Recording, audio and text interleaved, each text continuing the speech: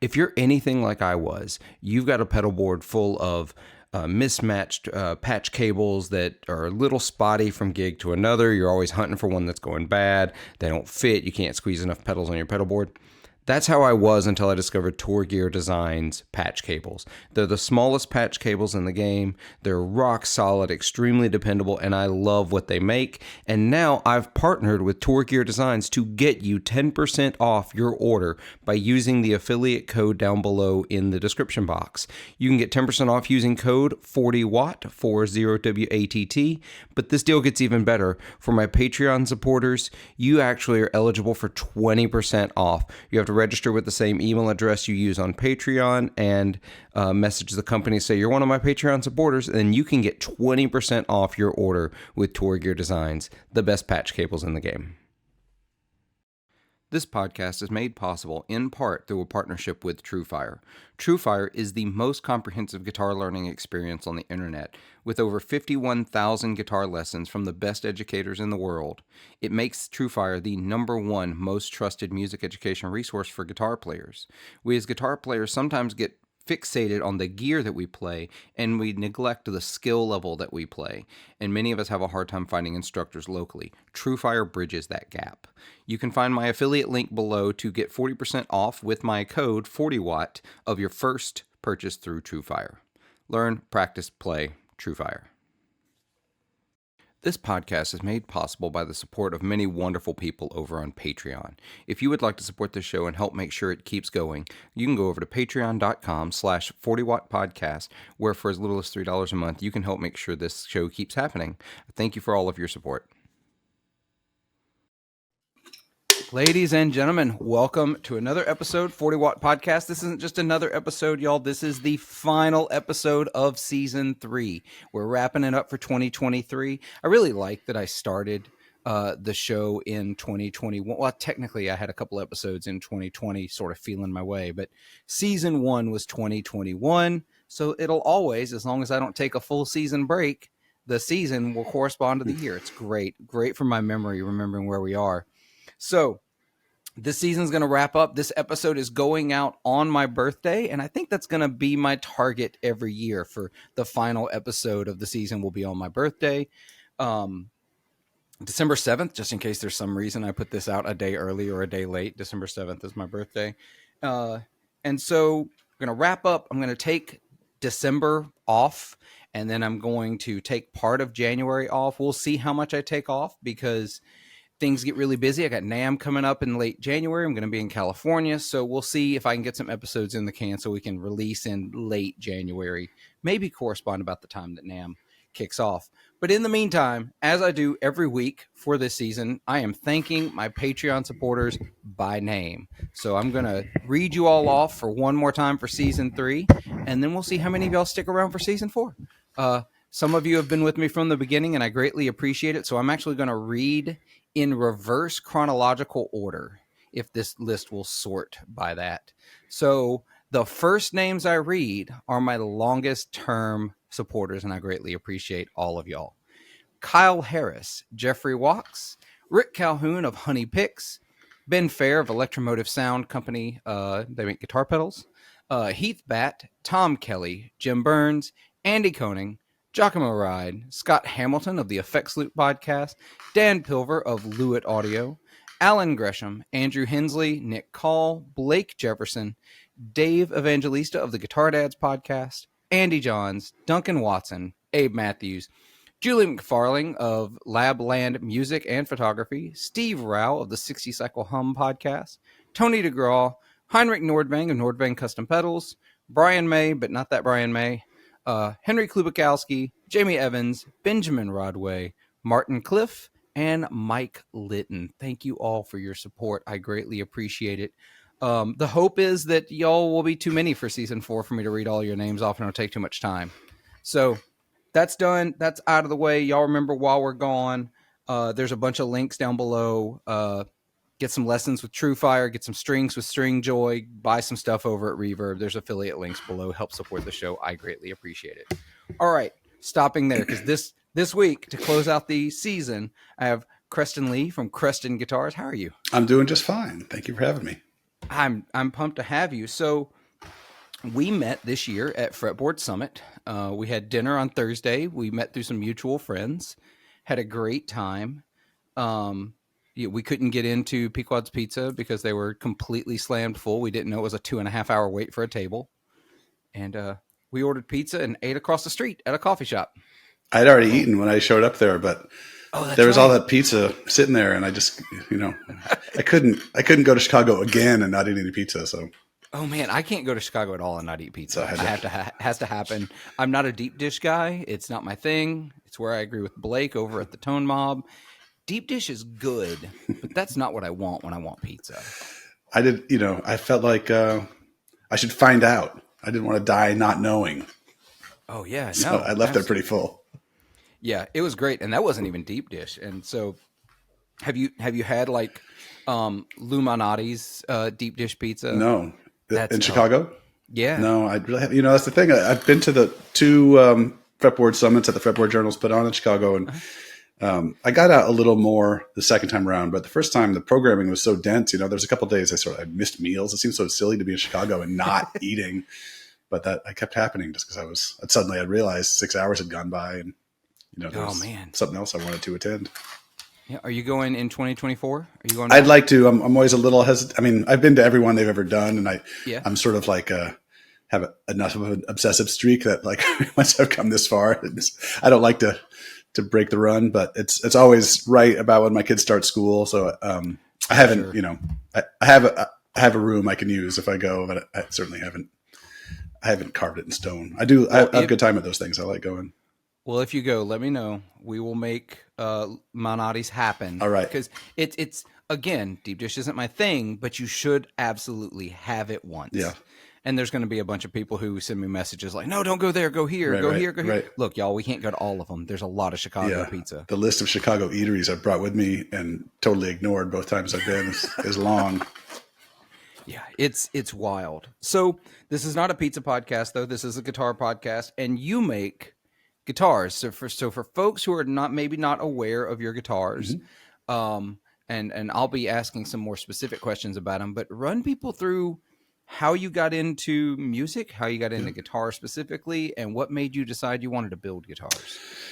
Yeah, well, I could talk for a long time about each part of that, but I think that I always was, as a kid, just cared about music maybe more than other kids did. It was something I sort of, if you had to pick between sports and music, say, to break it down to the dumbest possible dichotomy, like I was definitely into music. My dad had a great record collection that he didn't listen to really anymore, but at one point I'd spend a lot of time as a kid just looking at record jackets and taking them all in and playing records. And then I grew up in a real small town in New Hampshire, and there was just kind of one radio station that I listened to that played the same, 60 classic rock songs for my entire. It was actually a college radio station in the 80s, which was like, that's where you found cool music elsewhere. But where I lived, the college radio station was just a straight up commercial classic rock station. So I grew up with these kind of boomer tastes. But I was like, I almost had like a scholarly approach to listening, and I would, the bands I cared about, I would read everything I could. And I didn't play instruments. I played brass instruments in middle school, but it never occurred to me that I could play the music I liked on those instruments. No one was connecting those dots. So there's a dissertation there about music we should be teaching. Absolutely. Yeah. But I did always, the music I was listening to was guitar heavy, and I always paid attention to what pictures of people playing guitars, what guitars they were playing, and what guitars they played when they were young versus what guitars they played when they were old. And so I got to high school in a bigger town. I didn't know anybody who played guitar growing up. I had a couple uncles who I didn't see very often, and they weren't a big part of my life. I knew one friend's dad I knew had a Stratocaster in a closet that I peeked at one time. But I can remember the first time I saw an electric guitar. I was in the slightly bigger town where I went to high school, and seeing this is in like the mid 70s, probably late 70s. I was 6 years old maybe, and I saw this hippie come in with a natural finished stripped, presumably Stratocaster, to like show his friend across the counter. You know, they were all excited about it. I can remember every detail of that moment. And that's sort of how it's always been for me. I can kind of remember every band I've ever seen. You know, I can remember what guitars they were playing. I just really cared about it. So, you know, I was in math class in high school. Instead of paying attention, I'd be drawing pictures of guitars in the margins of my notebooks. Oh, wow. And I just always had an eye for guitars, but it never occurred to me to play. It seemed like, well, I'm 14. It's already too late, you know? So I didn't really start playing until I got a guitar. I graduated from high school when I was 17. My grandmother gave me $250. I went to the guitar store and bought a guitar. But I went off to college and I didn't bring it with me. So I didn't really start playing with any frequency until I was in my early kind of mid 20s.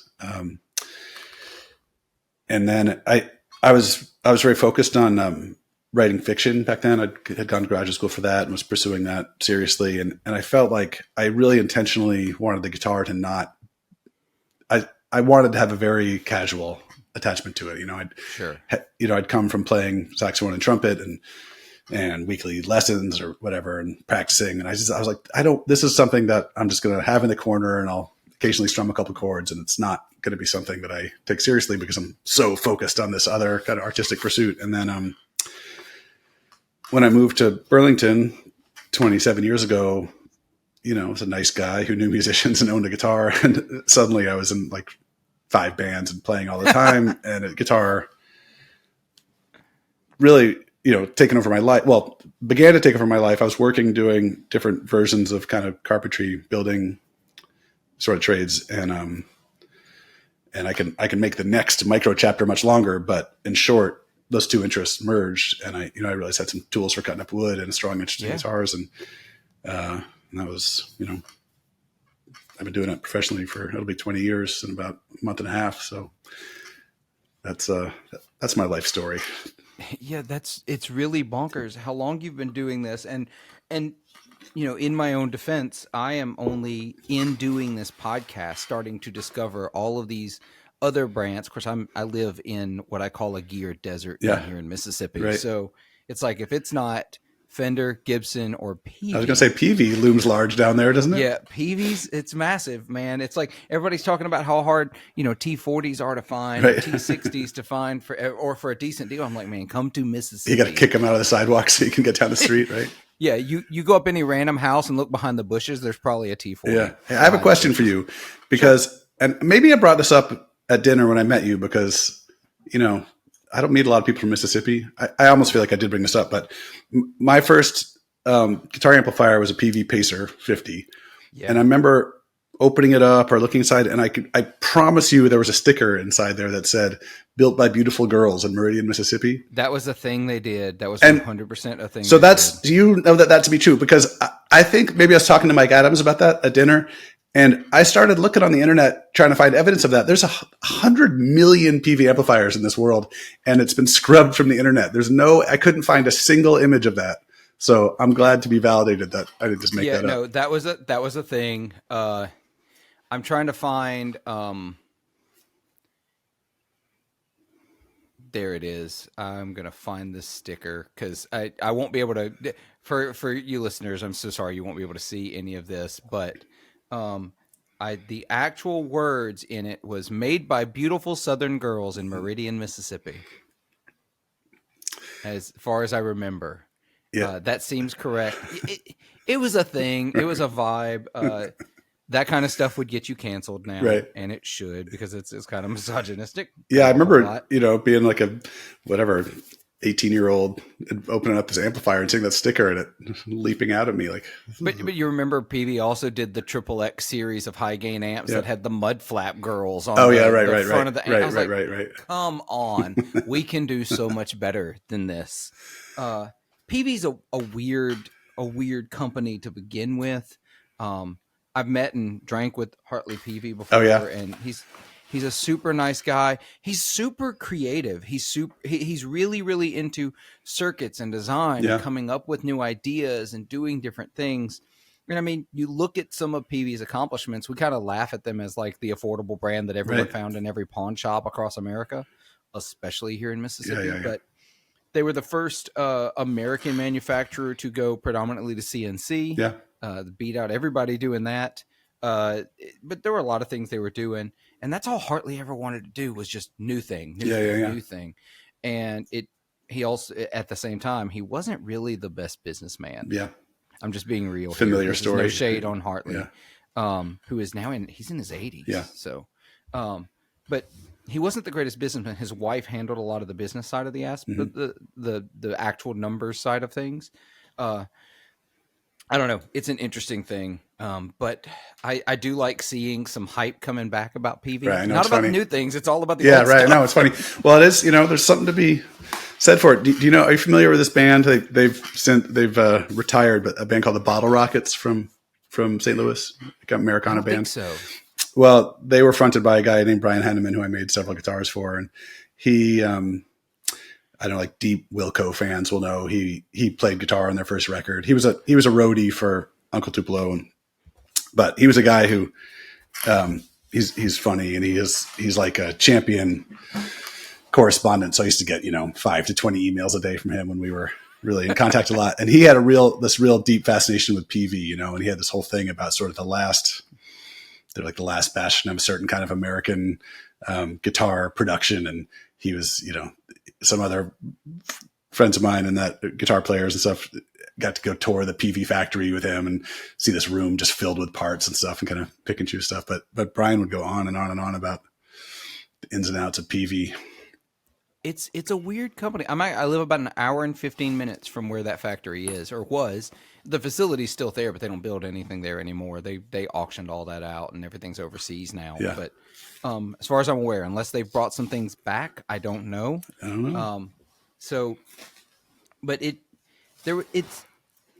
have this like massive nostalgia for those 80s and 90s Peavey amps. I played a Peavey Classic 50 for a long time. I did too. 410. What just a great affordable amp. You can still find them used for like $350. Yeah. It's ridiculous how good those are.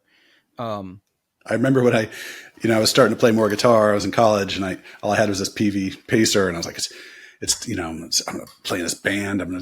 Time to get a good amp, and the classic series had just come out. And I remember I went to school in England for a semester of college, and I got a copy of Guitar Player magazine, and there was all these tweed amps, and I was like, I had this like angel and devil thing, like not another Peavey, like get the Peavey, and sure enough, I got the Classic 50, and I remember talking to a friend who he was like, it's like a disease, man. You get one, and then it just makes you get another one, and then another one, and you say you won't, but there it goes. But I did limit it at 2, and then I moved on to Fender amps. Well, and they did a lot of really cool things. Like I was literally as we're recording, I just did a live stream with Steve from 60 Cycle Hum, and Peavey came up there as well. And I talked about. I ran sound in a blues club for years, and one of the best sounds I ever heard was and I used this argument to talk about, the gear only matters so much. It's all about what you enjoy playing. So that's that's a huge diatribe I don't want to go down right now. But he came in, Squire Strat, Peavey Trans Tube Bandit, not the good 80s Bandit, but the Trans Tube one, which were, objectively awful amps. And he had one of the best sounds I've ever heard in my life. Yeah. Just blew me away. So they're good stuff. You just got to know how to use it if you're willing to. They did one of what I think is the coolest bass preamps ever. Oh, yeah? Nobody can beat it. Was it like a rack mount kind of thing? It's a rack mount pre, and it's called a Peavey Max bass preamp. I think I could go. I've got one because you have to have one because they're that good, and they sell for like $120 or $150 on Reverb. I'll make a note. Make a note. Set up a search because when they pop up, they sell within 24 hours. People know. Yeah, they sell fast. They've got sort of a cult following because they're actually a dual input. So they've got a solid state preamp and a tube preamp in there, and you can blend them. Oh, cool. And it's got a graphic EQ, and it just sounds great. Awesome.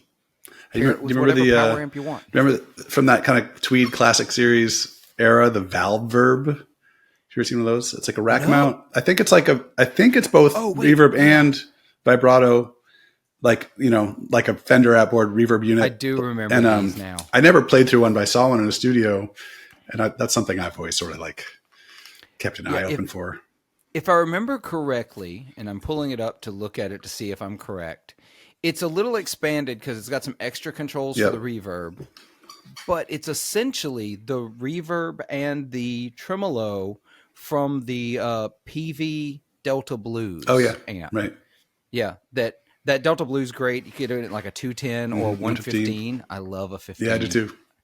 God, it's so good. So I think the Delta Blues were really great sounding amps. I did find them to be unreliable. Yeah, I think there was a whole thing about the way the chassis are made for those amps was a funny kind of like folded thing. It seemed like the failure was always exactly the same thing, where this kind of mechanical rub would turn into. We had one at that club that I ran sound for. Now that's how I met Hartley, actually, because they provided the sound when they bought Crest Audio. They provided the PA for this club, and Hartley came, and they also provided some amps and stuff like that. And one of the things we had was a Peavey Delta Blues, and it died. We sent it to get fixed. It came back. It died. We sent it back. They sent us a new one. It died. Right. Like there was a whole string of them, and from what I've talked to other people, that's just a thing with them. They die, unfortunately, because they sound phenomenal. Yeah. So you got to buy them 3 at a time and toss them as they go. Cheap enough you can. Right. $300 you can get one. The same guy, as an aside, to get us off Peavey and onto Vox, that guy Brian Henneman I was talking about earlier, he told me a story about he had talked to the Brian May, not your Patreon subscriber, but the better known Brian May, astrophysicist Brian May, who famously had 12 AC30s on this kind of tiered riser. Yeah. And I always assumed that was just a big wall of sound, but apparently they'd run them in banks of 3. And as they would break down, they would switch to the next bank and then break down. So, and then at the show, the tech would service all 12 amps and then start over again the next night. Man, that's why I tell people, if you want the Vox sound, you want that vintage Vox sound, don't get a vintage Vox. I mean, first of all, you're going to pay through the nose for it. But if you actually run them, run them like they're meant to be run, it's going to break. Yep. For me, I have a divider by 13 RSA 31, which I adore that amp. I tell other people if they want to, you can look at some of the stuff that you could just list them all off. There's a bunch of people making more reliable Vox circuits than the original Vox. It's rough. So you start building guitars, and I was lucky enough to play a bunch of your guitars, not a bunch, but a handful while we were in Chicago. Oh yeah. Some people had them there. Yep. Yeah, some people brought some of your guitars, and so I got to play a couple of them. It was the first time I'd ever gotten to do that. So for listeners who may not be familiar, you build in a familiar style. Yep. They're very F-styled guitars with some pretty amazing tweaks, but I'm going to talk about one. We're going to get off on a weird one before we start talking about your other designs. You did a body style, T-style, with a lap steel or pedal steel style Cootercaster bridge pickup, and like the most bonkers neck pickup. I don't know what that is. It just looks like somebody fed a Telecaster pickup a mushroom. Oh, you're talking about a recent one, that butterscotch blonde one? Yeah, one. That's sitting over here, available for sale. I'll hasten to add.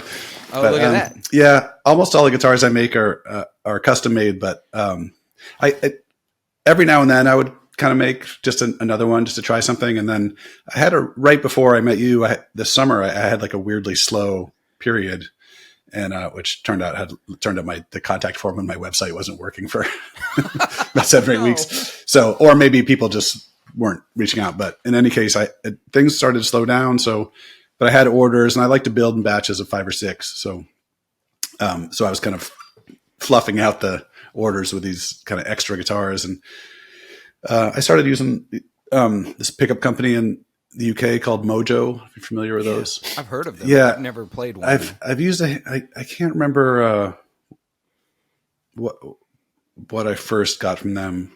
Well, there's a woman named Shermie Freeman in a band called the Surfer Jets. I don't know if you know the band. I know them. And I made her. I'm actually working on a third guitar for her right now. But the second one, she wanted Dynasonic style pickups, but she really wanted them to be white. And Mark at Mojo offers those. She liked the look of his that are soap bar footprint, but they have white tops. That might have been those might have been the first pickups I ordered from him. I can't remember. It doesn't matter. But he makes all this cool stuff. I mean, there's so many amazing pickup makers now, and so many kind of new pickup forms that these guys are using. And so he makes a Supro style string through pickup. Lawler also makes one that I've used a few times. I love. But Mark at Mojo makes one that has a big steel mounting plate. That's probably what you notice about that guitar first. So it's, and I think that looks, maybe that's like an Oahu lap steel or something like that. I can't remember, but it's sort of like the original assembly, just lifted from a lap steel. And the bridge is integrated into the mounting plate for the pickup. So, you know, you can, it's sort of this big, like rodeo buckle size nickel plate. And at the back end of it, there's a flange that comes up that holds the 3 Telecaster style saddles. And the strings go over the saddles and then pass through the body of the pickup. There's a top to the pickup, and the whole thing is magnetic. They pass through, and then the neck pickup on that is his replica of, I think, a Gaiatone LG50 pickup, which is best known as being Ry Cooder's, I think, in his blue Strat. That was the neck pickup he used. Gotcha. So I made a guitar I really liked. I mean, he just makes all these cool pickups I want to try. So I made a guitar that had that same neck pickup, and then his version of a Bigsby 8-string lap steel pickup, which is also a Ry Cooder thing. And that guitar sounded amazing. So I wanted to try that big plate thing. So I made what looks like, you know, an early 50s Telecaster. But this, I sort of was imagining, you know, it had big light pick art. I was imagining that some tinkerer in the mid 50s could have gone down to the store, bought a guitar, and then a year or two later harvested parts off a lap steel. So that was just something I wanted to try. It's been sitting here for a couple of weeks, so I may be the only person who wanted to see what that looked like. But well, it's definitely extremely unique. That was, so it immediately well, I mean, anything with that bridge pickup, anything with like I know we call them Cooder casters, right, and those pickups, like long predated Ry Cooder, but Ry Cooder was the first one to take them and put them on like a, you know, regular electric guitar. But then the tele body on it, it's a really, really unique instrument. That's sort of been, well, I mean, sorry to cut you off, but no, you're fine. That's, you know, early on, it's funny because I feel like I'm sort of between generations in making guitars where, like when I got into it, I think this is at least like 85% accurate to say this, but there were people like Saul Cole, you know, those guitarists, Koll. You know, he's a really, really sweet guy who I really love and admire. I didn't know about him when I got into it, but so he was a guy who was making these completely original guitars. I think he started in the mid to late 80s. He'd been doing that for a long time. But most of the guitars I was aware of that didn't look like Fender, Gibson, Gretsch were like kind of shredder guitars, you know, like anything that wasn't in this kind of like American post-war tradition was like really avant-garde stuff, you know, pointy kind of things. So it was either the kind of crazy stuff, or it was like everybody was, when I got into it, was making like these like really exacting replicas of 50s Fenders, you know. And so when I started doing it as a hobby, I figured I'll do that. You know, those are the guitars that I like and everybody likes. But I can get into how I had this revelation, but almost immediately I realized that that was silly. You know, everybody was doing that, and I was sort of more interested in messing around with that form. So, you know, familiar, like, you know, I got started doing a Telecaster shape because that's the guitar I was playing, and if you're a hobby guitar builder, that's the obvious place to start. You know, this like completely almost 2-dimensional slab of wood. But from the beginning, I said, you know, these are obviously inspired by Fender guitars, but I don't want anyone to confuse what I'm doing with something you can go buy at a store somewhere or that's available anywhere else. Like I wanted everything to be in some way unique, like either the color or the pickups or something, you know. And, you know, there's definitely times when I've hewn a little closer to the traditional form, but generally that's been my guiding principle on this whole thing, is like, my guitars should be different from each other and then different from something you can go get anywhere else, you know? And I guess briefly, I'll tell you that the way I kind of stumbled into that was, I made myself a guitar, pretty traditional looking Esquire kind of thing. And then, a good friend of mine named Mark Spencer, who's a he's in his mid 60s now, and he grew up around here where I live now in Burlington. He was long gone by the time I moved here, but he'd been in this like Burlington's preeminent new wave band in the early 80s. So I knew his name. Those are words I never thought I'd put together. Well, there was a pretty happening new wave scene here, and they were, really, really good players. Like a lot of those people went on to be like notable professional musicians, and he's played in all kinds of notable bands over the years. Really great musician on lots of instruments. But we had become friends, and he was coming for a visit, and I made this body. I had a bridge for some, like an ashtray bridge, bought like an all parts neck. And, he grew up in a small town in Vermont, and kind of like as a joke, I painted it John Deere green with a yellow pickguard, like an Esquire, but I put a P90 single pickup P90 in the bridge. Oh, and the big revelation I had then was that if you take a off the shelf Gibson soap bar pickup and an off the shelf Telecaster pickguard, the little bridge scallop and the pickguard and the P90 fit together like they were designed to be a puzzle piece that locks together. It's exactly the same dimension. You have to take my word for it. But yeah, I'm looking around behind me. I have both of those in the same room. So in this case, I made a steel pickguard, which was heavy. So and I painted it yellow. We later ditched that for a plastic one to save some weight. But like, I swear, just that revelatory moment of fitting those two parts together kind of set me on my course. So I really, when I got going, I made him that guitar as like so he showed up, and I presented it to him as a gift, and he told his friends, his professional musician friends, and a bunch of them ordered guitars. And then 2 seconds later, I had a career doing this. But that was sort of early on. That was kind of my calling card thing. It was sort of like a telly shaped guitar, but with a P90 or P90s in an unconventional color. And in some ways, I've got my own shapes now, but I'm still kind of doing that same thing all these years later. And what I guess I was starting to say earlier about being between generations is now there's like far, far more interest, acceptance, enthusiasm for original shapes and stuff. So sometimes I feel a little bit like some kind of like stick in the mud that I'm still kind of mining these Fendery things.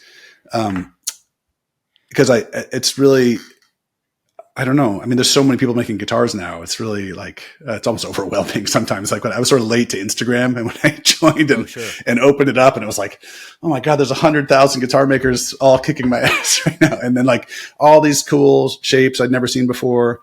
But I think when I got started, there wasn't really, it felt to me like there wasn't appetite for that kind of thing. Like people really wanted to play sort of familiar guitars. So I don't know. That's either here or there, but that's where I am. It's really hard because guitar players can be. I feel like there's two camps of guitarists, and it's really hard to exist as a builder between them. Mm-hmm. And so the two camps are: there's the traditional. Here's what all my heroes played, right, and I want to play things that look like them. And then there's the I don't give a shit what my heroes played or what anybody played. Yeah. I want this new like modern thing. Yep. And there's not a lot of middle ground. Listeners, I'm not saying there's no middle ground. Right. There is some, but for the most part, the majority of guitarists fall one way or the other. And so it's really hard for any new company to introduce a new shape or a new, you've got to harken back at least a little bit to the other things that have come before you. So, over the years, at first I would do all kinds of like weird, like additions of one shapes, when I was kind of finding my way. But I did after a while realize that I wanted to kind of do all kinds of stuff, but do it within the confines of however many, 7 or 8 body shapes. And some of those are familiar to anybody who knows guitars, and some are variations that I've come up with, often driven by a client who I was excited to work with or something, and it's been cool to see that in some ways as years go by, the interest has shifted more to the original shapes away from the other stuff. And I don't know if that's just how people are finding me, who knows, but I'm equally enthusiastic about all of them. So it's funny to see that they really come in waves. As I said, I build guitars in batches of 5 or 6, and sometimes, I'll do 2 batches without doing any of those like early Fendery kind of shapes. So Guitar repair people tell me things come in waves Yeah, to right, matches. right. It's like it's never just one refret. Yeah. Like they'll have 6 refrets come in all at the same time. Yeah, and same with like pickup choices, And I sometimes that might be me too, steering people who aren't positive, but for a while, like every guitar I made had gold foils in it, or like, and nobody, and now like P90s seem to be creeping back in, but it's for a while P90s just seemed like really fell out of favor. But now they're back. Yeah, I don't trust those people that they fell out of favor with. It's my favorite pick. Yeah, I love them too. So when you said the P90, the Esquire style P90 with where it fits right there at the pick guard, I'm like, why have I never thought of this before? I wouldn't have either, So in that case, the other important thing about that guitar I made for my friend Mark was that I didn't know anything about repairing guitars. I mean, I'm pretty hesitant to take on repairs, but I was tinkering with guitars, and I knew a guy who I was playing some music with who had a guitar that needed some kind of work. And somehow in the course of that, I ended up with I think it was branded Maxon. Like it was like Ibanez, like lawsuit era, telly kind of thing. And it had an ashtray bridge that was just sitting in a drawer. I needed a drawer for this guitar I was making for Mark, which had a P90. Obviously the traditional ashtray bridge wouldn't work. So I cut it down to be about 1.5/8 or so front to back. And that bridge happened to have top loader holes in it. And I said, well, that saves me having to line up 6 perfect holes in the back. So I did that. And that also was just like a thing that I fell into, but that's kind of been my calling card thing for, I would do some of each in the beginning, but at some point I just said, I'm only going to do for that style bridge, I'm only going to do top loaders, which were frowned upon, largely, back then, and by some still, like Joe Glazer will tell you they're no good, and who's going to argue with Joe Glazer? That guy doesn't know anything. I mean, sorry, I'm just kidding. I've actually been talking to his shop. Yeah, no, who knows more about that kind of guitar than he does? But I felt like there was no loss, and I liked what it did for the string tension, and also, frankly, it set me apart from everybody else. So that's kind of always been my thing. It was like taking that stand, which seemed sort of controversial at the time. I don't think anybody cares anymore, but 20 years ago, that was sort of a revolutionary act. Both of those things, like it sounds crazy to say that or hubristic or something in retrospect, but at the time it really was kind of like, I feel weird saying it, but it seemed like really innovative to like make that style of guitar, but with different, there was, I didn't know about this guitar, but I hasten to add that there's a white blonde telly that Seymour Duncan modified for Jeff Beck. Little known guitar player Jeff Beck, little known guitar expert Seymour Duncan, that had 2 humbuckers in it, which I think they refer to as the telegib. The telegib, and which you see in every guitar book now. I wasn't aware of it, but that's very similar to kind of what like I thought I was inventing the wheel, but it turned out that Seymour Duncan and Jeff Beck had got there first. I just didn't know about that one yet, but the combination of this kind of unconventional layout stuff, which, as I said, it was this John Deere thing was almost a joke. I didn't really think it would become a primary guitar for him. He did, still actually plays it quite a lot. I've made him a million more guitars since, but the combination of the top loader and this kind of like unconventional layout, was my accidental finding of my way and this job, which I've had for a long time now. So, my first Telecaster was a top loader. It was a made in Mexico, like 90 something. Standard Telecaster. It got stolen when we had our band trailer get stolen after a New Year's Eve. Somebody knew there was a top loader guitar in there, and they had to have it. I guess so. We lost. I don't want to talk about it. I'm sorry. We lost. It was terrible. But yeah, it's But I did a lot of research on top loaders back when I had it. Yeah. I mean, Jimmy Page's Telecaster was a top loader. Yeah. So, I mean, that guy obviously doesn't have a clue what he's doing either. So, because top loaders are terrible. And I think Jim Campolongo made it safe for a lot of people too. Him. Great guitar player. So I don't have to, it's funny actually mentioning Glazer because there's been a sort of a surge of interest in B-bender guitars lately. And I've always used Gene Parsons, who I love and who's sort of at the end of his career. And his work is amazing, and he was a bird, and he's like synonymous with the device, but it's also very expensive, and the turnaround time is often slow. Whereas Glazer's is, almost a third of the price, and it's like a 3-day turnaround. But and it's also, it removes the least wood to install. I've right. been watching the install videos. Oh yeah. It's, like I said, I've been talking to Glazer. Yeah. Well, the people to maybe get I have a Jason Isbell Telecaster, and I've been thinking about sending that Yeah. up there to them to have a B-bender installed. It's cool. I've sent it. I think. I guess I've only sent him one, but I have 2 guitars in the works right now that are going to him as soon as they're dry and put together. But the way his mechanism works, and also because of his strong bias, they require string through.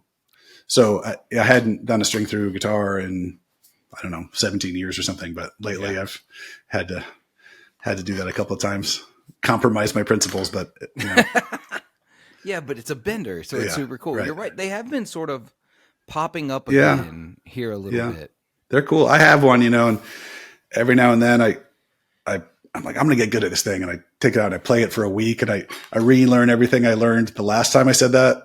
Yeah. And then I forget it all again and start over. But it is a really cool thing. And it is like, it just adds a whole new dimension to your playing. I don't like, people come through here and play. My own guitars are always here. So those are the ones that consistently people can play. And it's always really interesting to see who intuitively can make sense of it. And it's never the country guys, like these guys who are like killer honky tonk bendy dudes are just like stymied by this thing. But then the people who you wouldn't think it would make any sense to are the ones that it works. So the thing that keeps me back from them just a little bit is knowing that I'm not a telly as a primary kind of player. And so I'm a 335 player. Right. That's my favorite guitar. And there's nobody putting B-benders on 335s for very good reason. So I've always been hesitant. That's why I say I've been talking to and I haven't committed yet. I'm like, do I want to drop this? Well, one cool thing about amount of money? the Glazer one, that one cool thing about that is that you can mount the strap the conventional way if you don't want to use it, because his mechanism is all in the neck plate. So, I mean, that's it. That's the other thing I warn people who want that is like, I mean, you as a 335 player, you're very used to the strap attaching to the back of the heel. But for some people, they feel like they're like sneaking up behind somebody saying, "Guess who?" It's like, it's really awkward. But it is cool that you can switch back and forth, because with the Parsons one, which I have nothing but nice things to say about. If you're animated on stage, it is pretty easy to bend it out of tune accidentally, because it's because you're jumping around a bunch with it, and it's such a weird world. And then you get into the world of like the Glazer one can be flipped to a G bender instead of a B bender. It's outside my realm, but I still keep thinking about it. So I talk about a couple more of the guitars you build, because I went over to your website because I wanted to take a pic. I love the fact that you keep pictures of basically all your guitars. I think it feels like a lot. I'm not about to try to hit the next button that many times. I don't know how many are on here. I think there's close to 1,000 guitars on there. Woo. You'd think I would I'm pretty careful about keeping records and stuff, but that's like the one question everybody asks that I mean, if I do the math about averages over years, either I'm about to hit 1,000 or I already hit it. But I'm sort of around there. And most of those guitars are on the website. Well, there's one that it says available now, so I'm assuming it's still available now. It's the Burst Telly with a torque guard, with a humbucker in the neck, a Telly Bigsby, mastery the B16, bridge, got a metal arm guard where your arm goes over it, and you've reversed the Telecaster plate to put the volume further forward. It's like, could you have built a guitar for me more specifically? Is that right? Well, it's available. That's one of those ones that I was like, I've kind of gotten over this, but I used to not like to spray. I still don't love just spraying one sunburst at a time. It used to be when someone would order one, I would just kind of make an extra guitar just cause. And I think that was the case with that one. And everybody who's come through here just like loves that guitar. But like they'll come and be like, I want this, but like I said no more sunbursts, or I want this, but like I wish the neck were a little skinnier or a little wider or something. So I sent that out to Telluride Music in Colorado for them they can sell it, because I felt like I kind of stopped working with dealers a couple years ago, but I felt like that was a guitar that needed to get played to get sold, apparently. So there it is. Yeah, well, it is incredibly rad. Thanks. The only thing, and this is controversial, super controversial. The only thing that would make it more me is rough up that sunburst body. Oh yeah. Tell it, relic it. I know it's controversial, and people come after me all the time. They're like, just play it enough, and Well, you'll get relic. I did. I have avoided doing that. Really, but I did just also to satisfy my curiosity. I just made actually that the blonde telly we already talked about with the lap steel kind of pickups is one, and then I made these two guitars out of some cool woods that I got from. I guess they're not on my site yet, but they will be by the time this airs. My friend Ruben Cox, who owns Old Style Guitar Shop in LA. I don't know if you know that place. He's famous for being like the rubber bridge guy. Yeah. He's a really sweet guy. And last time I saw him, which was like January of 2020, I was out there for around NAMM. I was over at his house, and he gave me this piece of really highly figured maple, which is something I usually avoid, really highly figured woods, but it came from the estate of R.C. Allen, who was sort of a disciple of Paul Bigsby and made guitars up there. And it had the name Brad Roth written in pencil on this piece of wood. And I don't know what happened. I Googled Brad Roth, and I believe he's still alive and still maybe playing music around San Diego, but he was like a jazz player, I think in the 50s in LA, who I guess, I don't know what happened, but that piece of wood was originally slated for him. And then around the same time, I bought from my former neighbors here, it's now Allied Luthiery.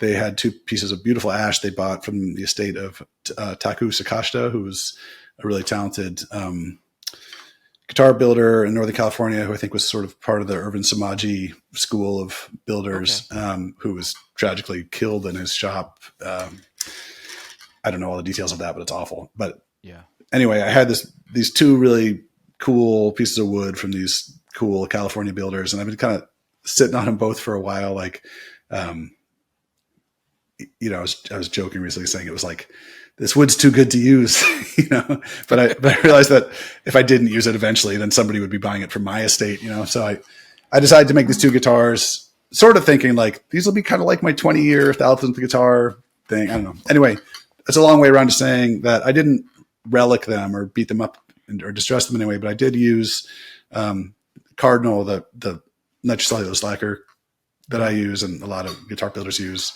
They offer a formula that's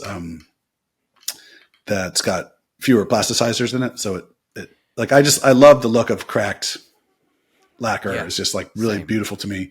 So this stuff lends itself to that. So I didn't go crazy with like heating it and freezing it or whatever, but I did encourage it along. And it's like that is that's as close as I've come to roughing up a guitar. And I was really, really happy with it. Like I love how they look, because they're kind of these old fashioned looking guitars that have this cracking. So they look like they're old, but they were babied, but someone left them in the car after a gig or something in a Vermont winter. And so. Oh man, I can't imagine that. Down here in the South, it's bad enough. The shift because our shift is from like kind of cold. I'm always hesitant to call it cold to people who live in real cold, but for Mississippi cold, the problem is it'll shift from 40 degrees to 80 degrees during the day. And then in the car, it's another 20 degrees hotter. Right. So that shift can be intense. Yeah. Hard on instruments. And a lot. I can't imagine when it gets even colder, what it can do to instruments. Cause I've seen what it does down here. Yeah. I've seen,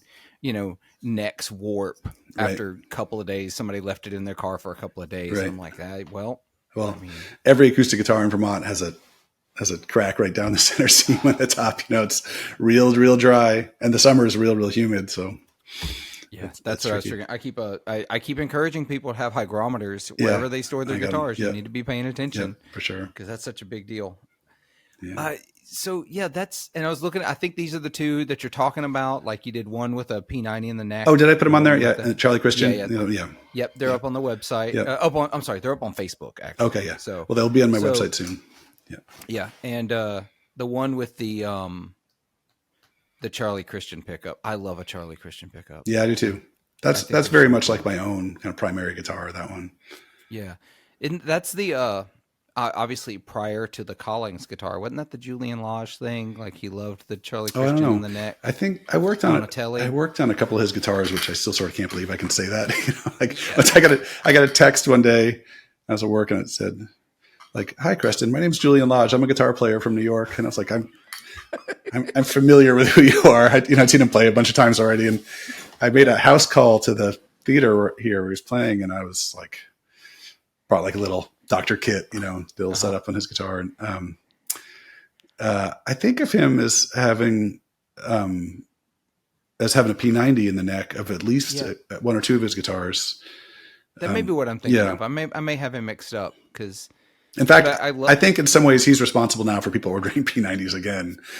And people wanting Ron Ellis pickups, which are man, the Ron Ellis thing. I've been talking about wanting. So I've played now 2 of the Julian Lage models, and both of them were at Fretboard Summit. When I talked to the Collings guys, and just I should never have picked up one of those guitars. But also there's like some things I'd like to change, or some things I'd like different, and so it's the Ron Ellis pickup thing. I've never played any of them, but the hype is so strong around them from people whose ears I trust. Right. That's the thing.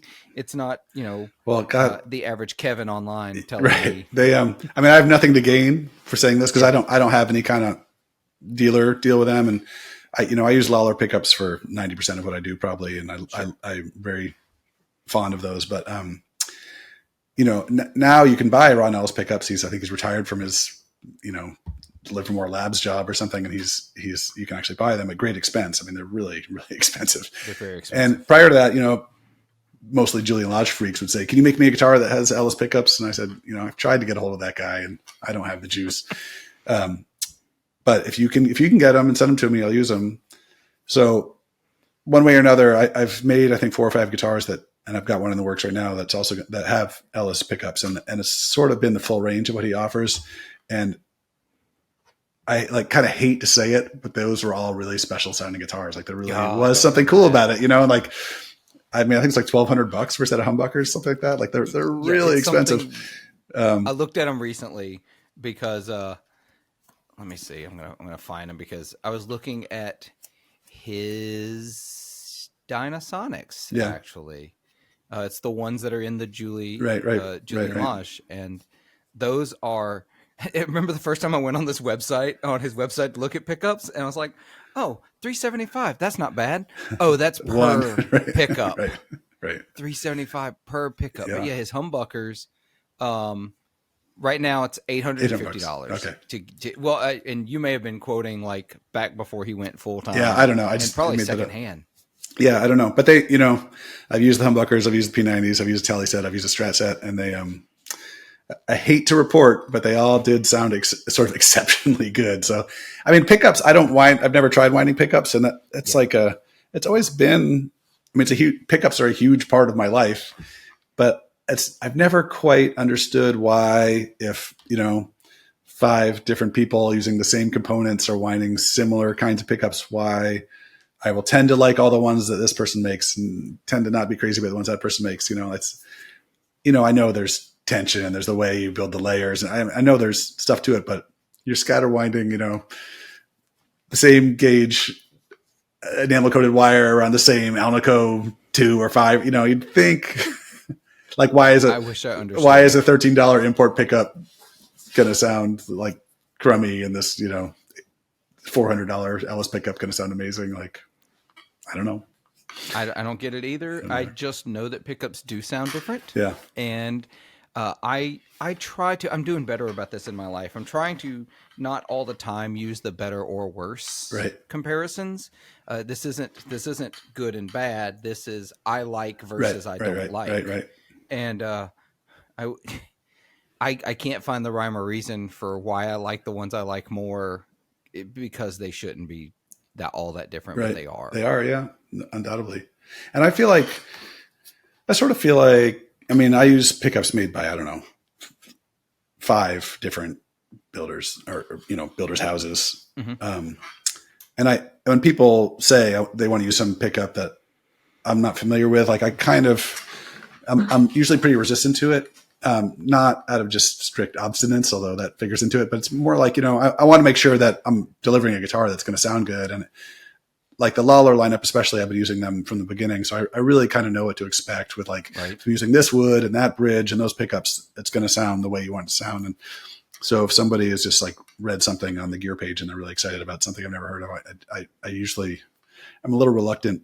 So that said, using kind of a narrow sampling of pickup makers, like, you know, I feel like the Fralin kind of EQ that, like, if you could apply that to all the pickups, they're humbuckers, they're single coils, versus the Lawler or the Mojo or the whatever. Like, I feel like each like brand kind of has their own personality that in some ways extends across their whole product line, you know, like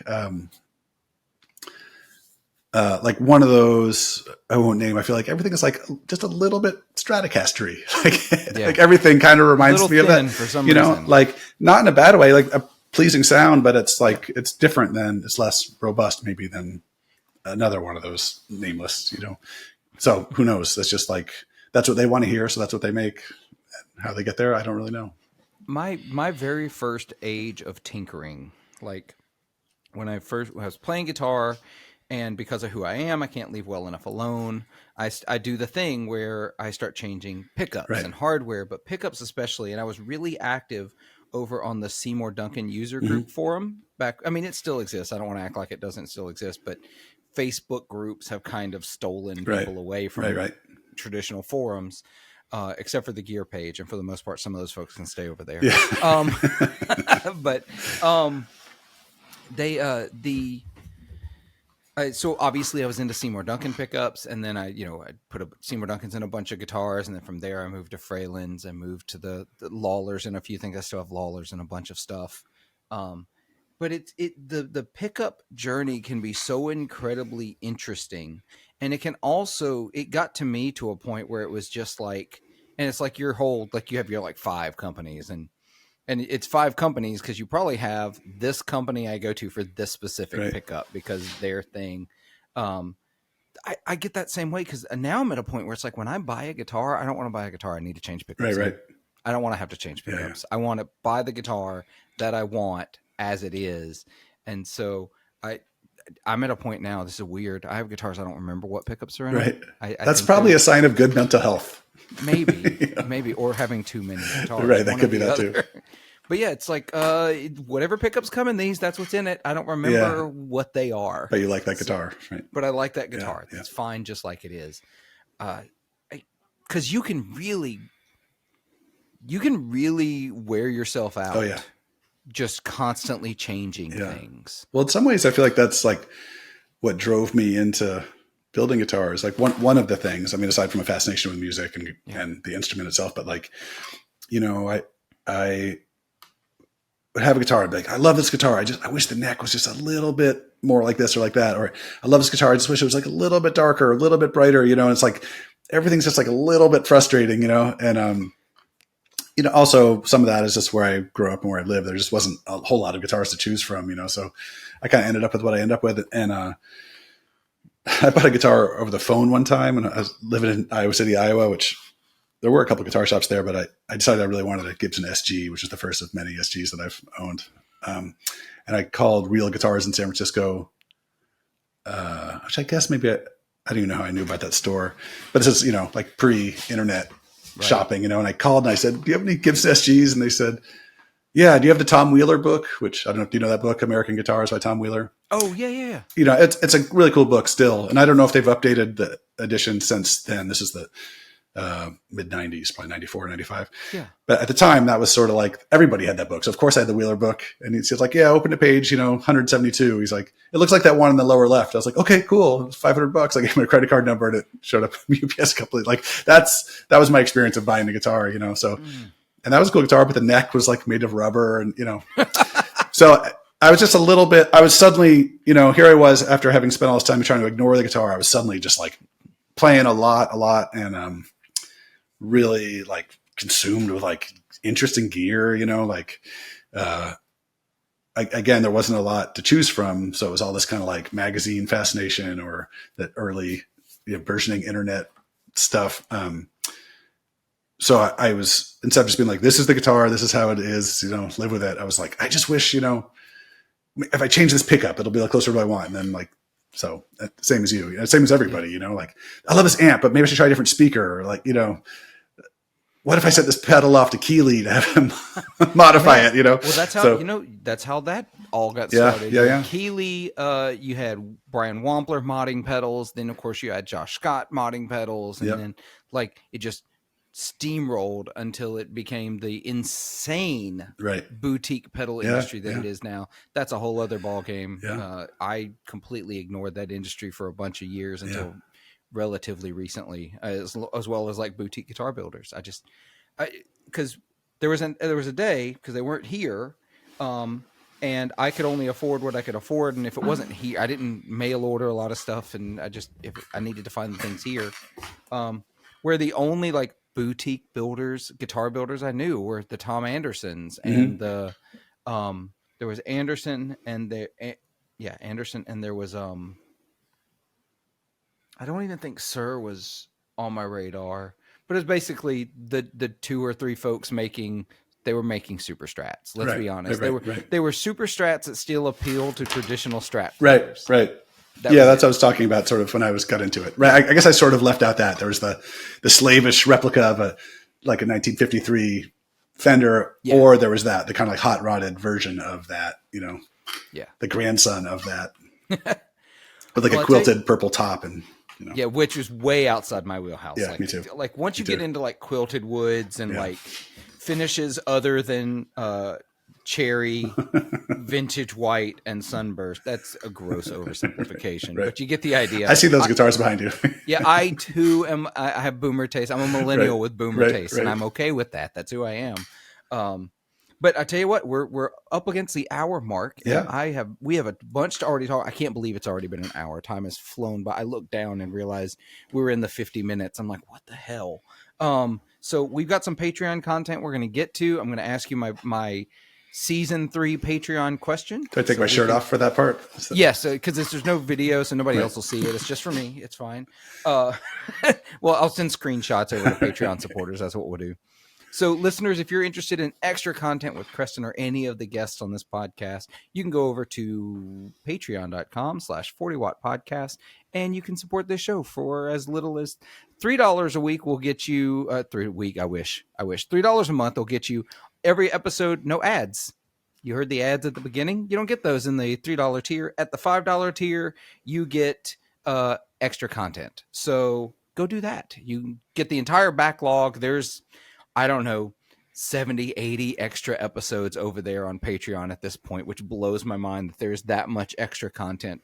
Y'all have listened to me talk for way too flippin' much. But Creston, besides the website, which I believe is CrestonGuitars.com. Yep. Good. I'm real bad at remembering websites. I can't believe I got that right. Where else can people find you? On Instagram, I believe that's also Creston Guitars.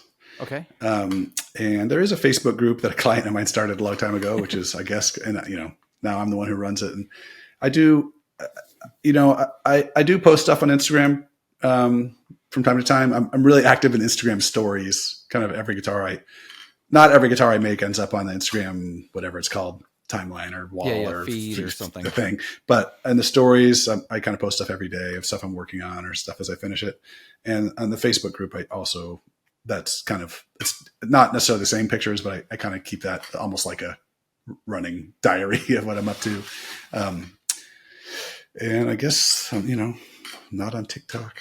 You can send me a letter or a telegram or a postcard. I'll get those. But handwritten letter. The website is the main place. Everything does show up there eventually. I think handwritten letter is the way to do it, though, y'all. Just write a letter. I thought that at times when I've been like too busy with, I can't get any work done because I'm too busy answering emails. I think I should just change it to like, if you really want one of these, you got to send me a self-addressed stamped envelope or something.